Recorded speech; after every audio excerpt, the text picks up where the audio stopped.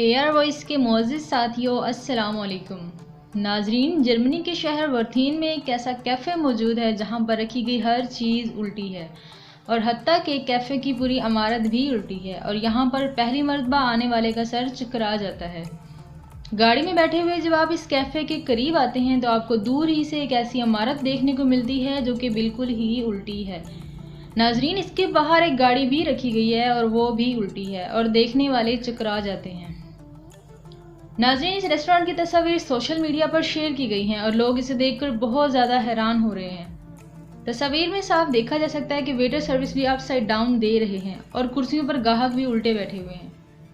अगर आप भी इन तस्वीर को देखकर हैरान हो रहे हैं तो परेशान ना हो, वरना आपका सर भी चकरा जाएगा। तो दोस्तों, आज की वीडियो में बस इतना ही। वीडियो पसंद आने की सूरत में वीडियो को लाइक करें और अगर आप भी इस इमारत को देखकर हैरान हैं तो कमेंट बॉक्स में अपने जज्बात का इजहार ज़रूर करें और ऐसी मज़ीद वीडियोस देखने के लिए हमारा चैनल सब्सक्राइब करें और साथ ही मौजूद बेल आइकन पर क्लिक करें ताकि नई आने वाली अच्छी वीडियोज़ जो कि हम आपके लिए इस चैनल पर अपलोड करते हैं वो आप देख सकें सबसे पहले।